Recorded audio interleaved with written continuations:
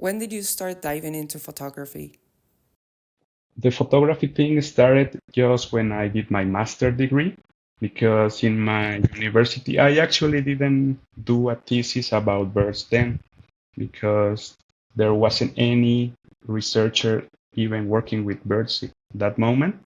So I studied something with worms and I don't know how to call it, like hydrocarbons or petroleum oil. Um, but in my master's, I said, okay, I want to do what I really want, which is raptors. So I started looking for researchers all over Mexico, and one doctor here in my town, but in another institute, said, okay, let's do it. And since I wasn't very good identifying these birds, is when I bought my first camera. So I was walking, doing my research, and I took some pictures to identify some birds that I couldn't do it on field. And on my house, I was identifying these birds. And first, just was for this. I didn't like photography that much in that moment, but the sooner I get better and better with each picture, I said, okay, I also like photography and I want to keep doing it, not only for my research, but anything that I found in field. Tell us about the time when you captured your favorite shot or series of pictures. My first series of shots, I think it's this bird behind me, this red hummingbird, which was in Colombia.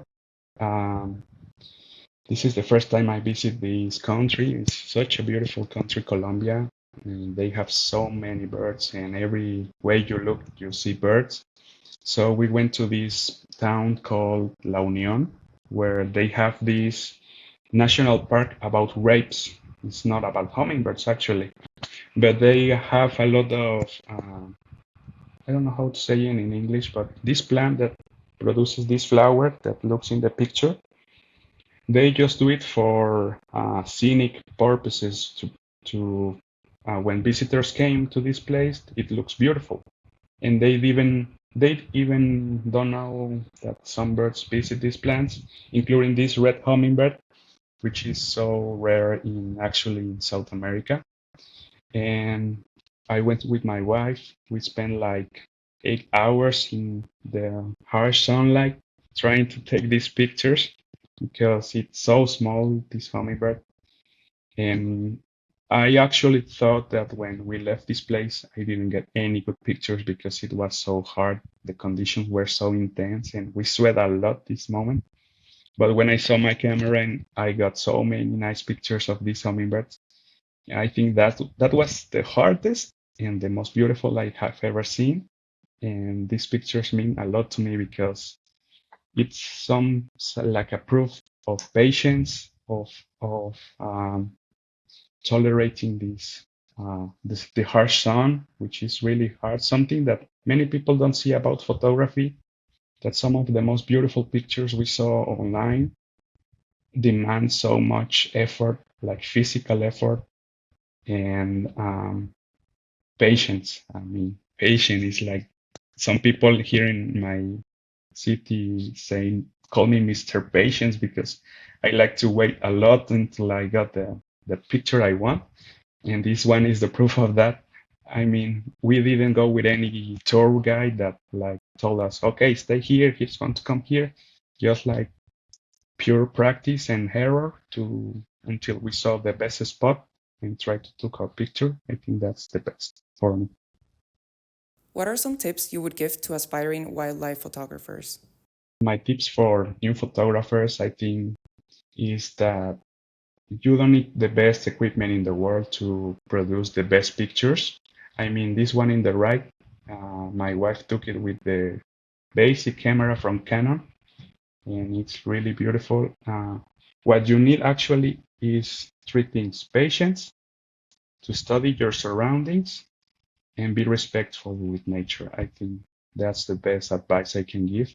For example, I know photographers that can get their pictures with unethical ways, like they use a lot of playback songs from this species to attract them. And if they are on breeding season, it can prevent them from getting some partner. and that's really bad.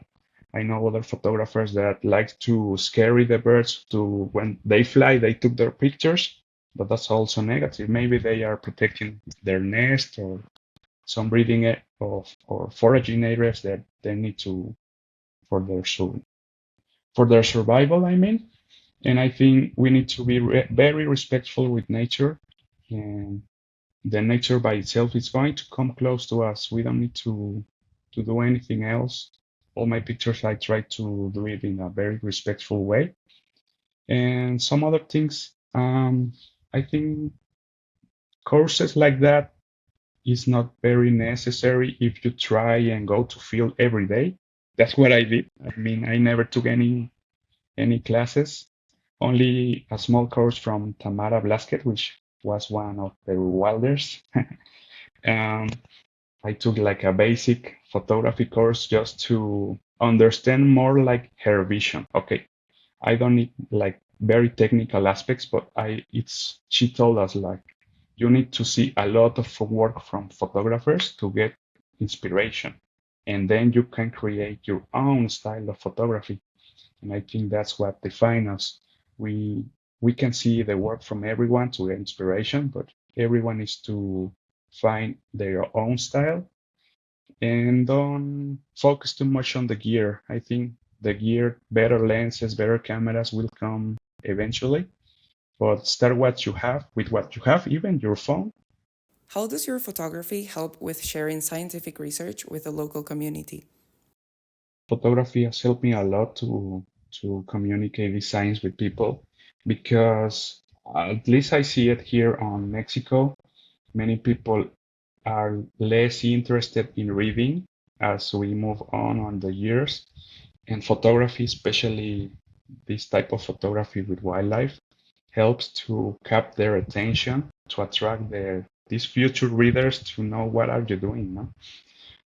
We have found with our owl studies, actually in Mexico, there's this platform that is called iNaturalist, where people can make science work or citizen science, I think it's called, where you can take any picture with your phone and upload it to these platforms, and the community helps you to identify what species are you looking. So with this owl, the mottled owl, which I am studying, there wasn't like 10 pictures on in all over the country, even though this is the most common owl in Mexico. So when I started to research this species and took pictures, I started to upload this to this platform, and we got to the top number one photographer of the species in Mexico. And this like become like in newspaper, like a new about, okay, there's this biologist studying this owl, and owls are not bad because in Mexico owls tend to be killed because when the owls sing, people think that someone is going to die.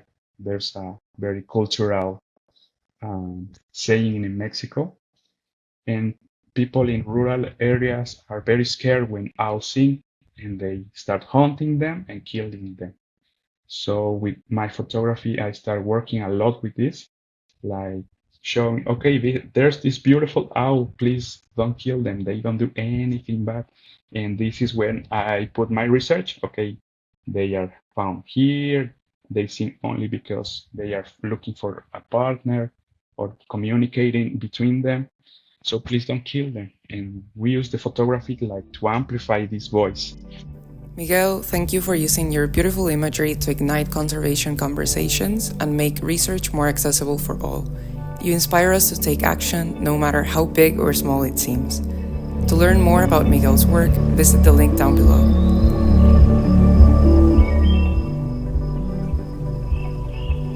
Thanks for tuning in to Rewild Yourselves in Conversation series. To learn more about the inspiring Rewild Yourself champions and for more ways to find your wild, visit rewildyourself.com or join the conversation on Instagram at rewildyourself.